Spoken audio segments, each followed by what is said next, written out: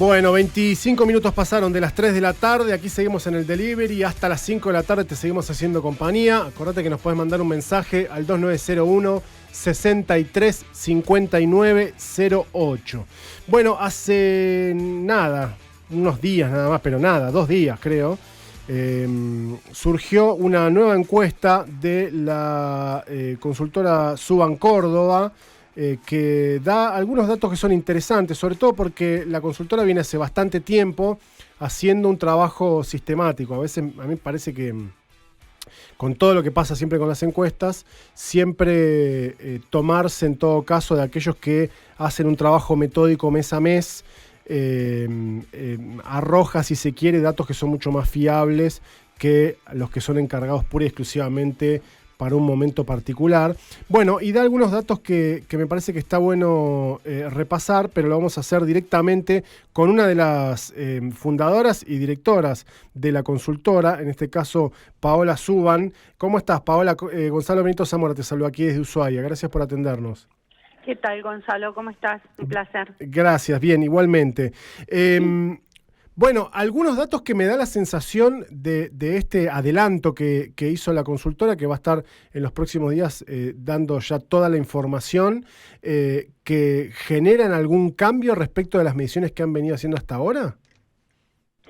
Sí, como vos bien decías, nosotros hacemos desde la consultora una medición mensual para tener una especie de monitoreo del ritmo cardíaco de la opinión pública. Claro. Y lo venimos haciendo con el gobierno de Cristina, de Macri, de Alberto Fernández, y ahora con el de Milei. Sí. Eso nos permite ver una especie de película más que la foto de una sola encuesta.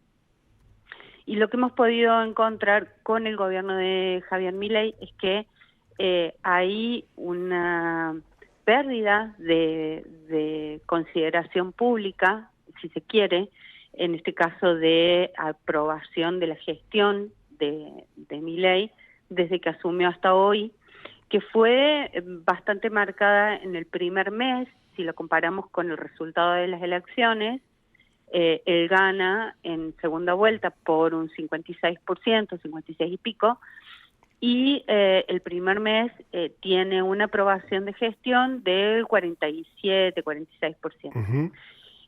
A partir de ahí ha habido una caída también, pero no ha sido una caída significativa o en picada. Hoy está en una imagen o una consideración positiva del 45% y una imagen negativa, una aprobación de la gestión de gobierno, en este caso desaprobación, del 53%.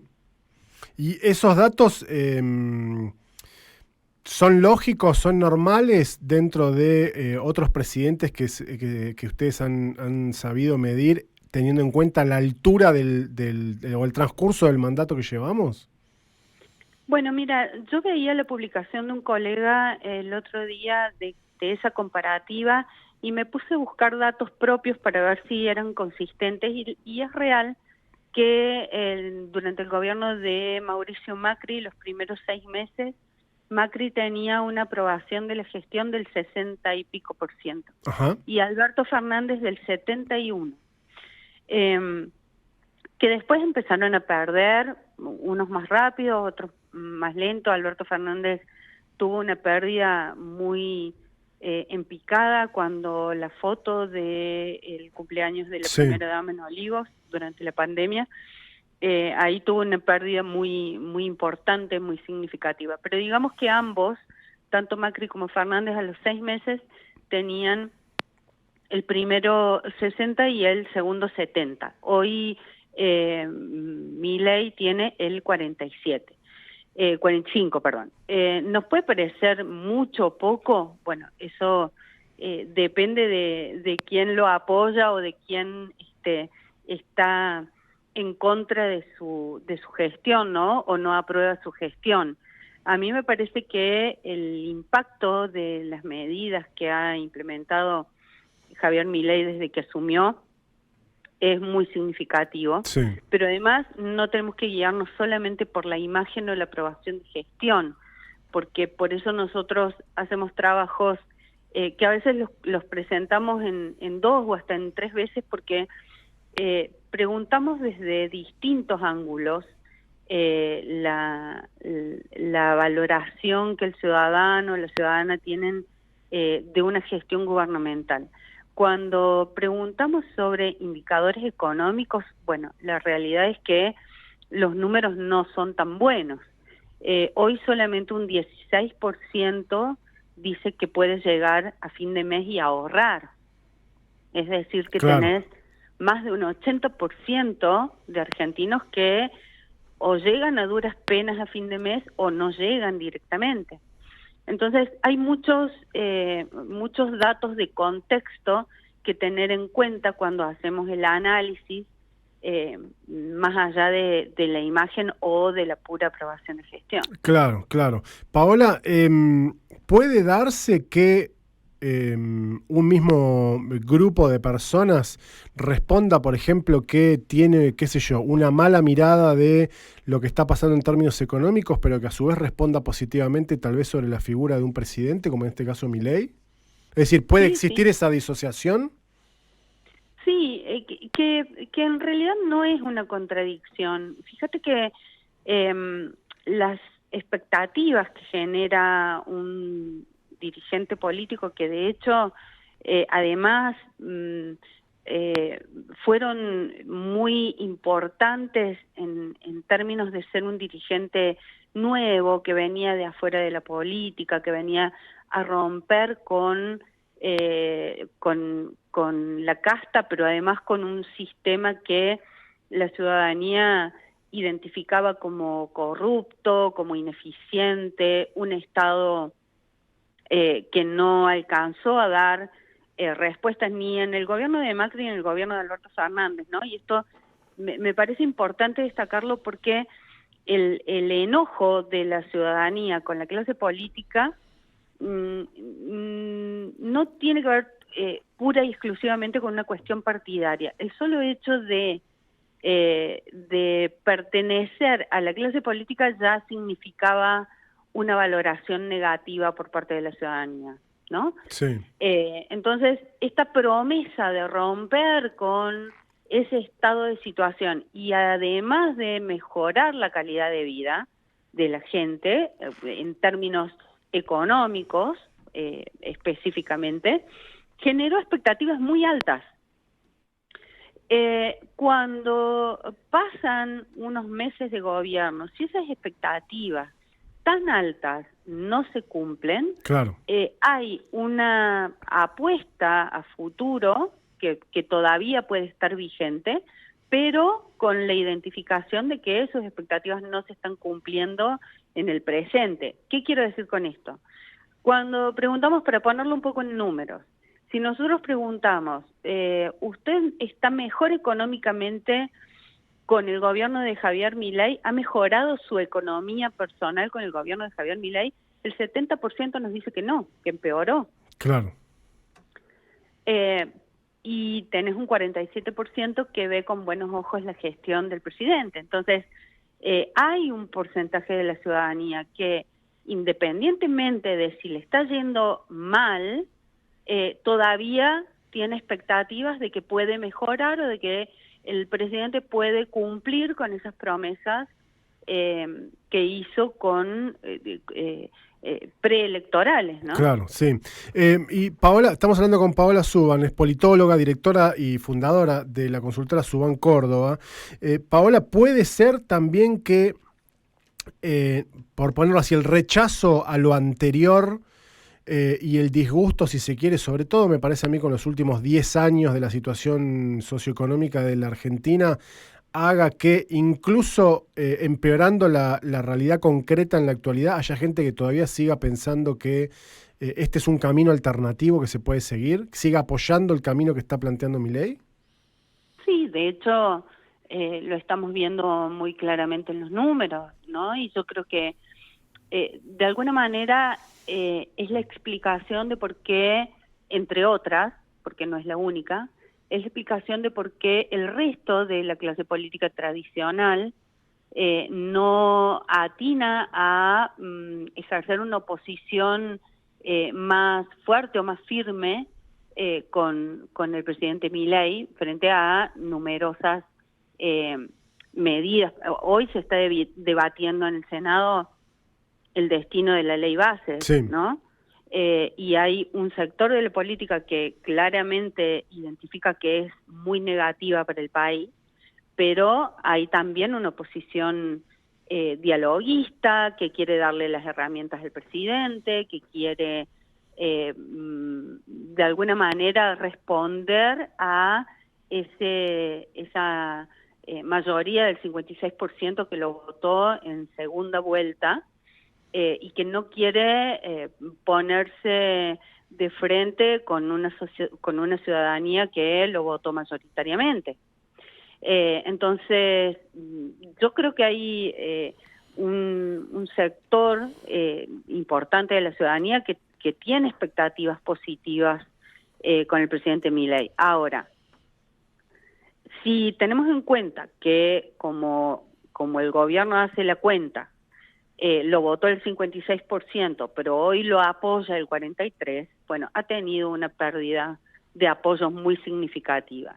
De ese 43%, lo que tenemos que saber es que tiene un 30% de núcleo duro, muy irreductible, muy dogmático, que lo apoya, no importa qué haga, no importa qué diga, no importa con qué estadista del mundo se pelee, si nos retiran los embajadores o aprueban o no aprueban las leyes que él propone. Digo, es un núcleo duro, muy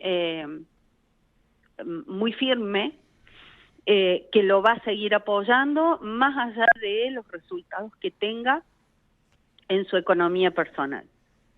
Claro, eso hace que también cualquier dirigente tenga, me da la sensación que le da cierto margen también para actuar, ¿no? No cualquiera tiene hoy un 30% así tan firme. Exactamente, no cualquiera. Y la prueba está en que tanto el peronismo como el radicalismo, Cambiemos, el resto de los espacios de la política tradicional están bastante fragmentados y bueno, no tienen una fortaleza electoral que les permita hacerle frente como oposición mayoritaria al gobierno de Javier Milei. Claro. Paola, el lunes, no sé si tuviste la posibilidad de verlo, en su habitual editorial de todas las noches, el periodista Carlos Pagni, la primera etapa de su editorial, analizó un poco, hizo un poco de mención de las estrategias de las nuevas derechas a nivel mundial para poder afianzar, si se quiere, a su tropa, por decirlo de algún modo, a su electorado, a la gente que más lo sigue, y que sí, parte de esa estrategia es la constante creación de enemigos, casi semanalmente la necesidad de instalar un enemigo nuevo cuando se abre la agenda mediática para estar toda esa semana hablando de ese tema y de alguna manera afianzando, más allá de cualquier programa político, a por lo menos el núcleo duro. ¿Vos entendés que coincidís con esta mirada? ¿Hay una lógica que opera en esos términos o te parece que se da de otra manera? No, sí, no lo vi el lunes a Pagni, pero coincido totalmente con esa parte del análisis, ¿no? Es una estrategia comunicacional muy utilizada, la utilizó Trump en Estados Unidos, la utilizó Bolsonaro, la utiliza Erdogan en Turquía, Meloni en Italia, ¿no? Hay cuestiones muy comunes en las derechas internacionales y hay otras muy diferentes. No todas las derechas son libertarias como Javier Milei. La claro, mayoría de ellas apuestan a un papel fuerte del Estado. Lo que sí funciona como, y acá voy a robarme el concepto de unas colegas, Lo que sí funciona como pegamento simbólico de las derechas a nivel internacional es la lucha o la postura antigénero o antifeminismo, Ok. ¿no? Esa es como una columna vertebral en todas las derechas mundiales. Y si analizamos un poco, ya volviendo al gobierno de Javier Milei, lo que vemos es que permanentemente hay una, como vos bien decías, una agenda antigénero que funciona por goteo, ¿no? Primero es cambiarle el nombre al Salón de las Mujeres en la Casa Rosada, después es desmantelar el Ministerio de las Mujeres, después es cerrar la línea 144, después es pasarlo a categoría de subsecretario. Digo, todo el tiempo, y además con declaraciones de enunciadores o de representantes del gobierno, con que hay que derogar la ley de interrupción voluntaria del embarazo, que hay que derogar la ESI, que hay que derogar hasta el divorcio, he escuchado decir a un legislador. Entonces hay un goteo permanente de ataque en contra de esa idea, que es, como te decía, una idea compartida por todas las derechas a nivel mundial. Claro. Paola, ¿y qué pasó en las últimas semanas? Digo, con todo el episodio, vamos a llamarlo así, la Fer Petovelo, el tema de los alimentos, que además con tantas cosas que se dijeron y se desdijeron, ¿no? ¿Eso tuvo un impacto sobre no solamente la figura de la ministra, sino del presidente y de la gestión en general? Mira, yo creo que el gobierno de Javier Milei ha producido focos de conflicto permanente. Como vos mencionabas con respecto al editorial de Pañi, esto de buscar enemigos permanentes para tenerlos en agenda todo el tiempo. Se ha peleado con las universidades, se ha peleado con gobernadores, con legisladores, con la ciencia, con el sindicalismo. Bueno, ha abierto focos de conflicto permanentes todo el tiempo. Pero el tema del capital humano ha pasado de ser un conflicto a ser una crisis, porque no es solo la distribución de alimentos y cuánto le importa a la opinión pública si esos alimentos se distribuyen o no, sino todas las ramificaciones que esta crisis ha generado, que van desde la intervención de la justicia, la renuncia o el despido de funcionarios, los hechos de corrupción denunciados en torno a esto, Claro. digo, las idas y vueltas, ¿no? El gobierno denuncia que hay corrupción en los movimientos sociales y en los comedores que no existen, y por el otro lado hay denuncias de corrupción sobre el Ministerio de Capital Humano, con respecto a la compra de alimentos y contratación de personas a través de organismos internacionales, pero además toda la gestión de esa crisis que se ha hecho. Lo primero que se hizo, lo primero que no se debería hacer según el manual de gestión de crisis política es negar, después minimizar, después buscar responsables fuera de el entorno gubernamental, después salir a defender a un funcionario que es el protagonista del escándalo, de la crisis. Digo, se pasó por todos los estados que se podían pasar, que no debían pasar en la gestión de esta crisis, y eso ha hecho que esta situación se mantenga en la primera plana de los diarios en por lo menos 2 semanas. Claro. Hace 2 semanas que venimos hablando del tema de capital humano. Entonces, por eso es que publicamos un adelanto con respecto a este tema el lunes, porque, bueno, nos parecía que era tema de agenda pública y de conversación pública, y no queríamos dejar pasar el tiempo para publicarlo. La realidad es que hay una gran mayoría de los ciudadanos que identifican esta crisis de el Ministerio de Capital Humano como negativa para el gobierno, Ujú. ¿no? Más del 60% nos dice que la ministra debería renunciar, que no es la mejor ministra de la historia, como dijo el presidente. Y además, fíjate este dato, que a mí me resonó mucho cuando lo vi. Sí, Empieza a aparecer, al final son todos lo mismo. Y eso empieza de alguna manera a resquebrajar ese contrato electoral inicial entre el presidente y su electorado, ¿no? Que era lo distinto, que claro. venía a combatir a la casta. Bueno, al final son todos lo mismo. Entonces, por eso yo me animo a decir que esto, más que un conflicto, ya es una crisis, la primera crisis quizás del gobierno de Javier Milei. Habrá que ver qué magnitud toma y qué impacto futuro tiene en la ciudadanía. Estas crisis, el efecto que tienen es producir una especie de sedimentación, ¿no? No es que de un día para el otro producen un efecto tan marcado en la ciudadanía, Claro. pero sí empiezan ahora a dar esa consideración pública con respecto al dirigente o al gobernante. Claro. ¿Cuándo está saliendo el informe completo?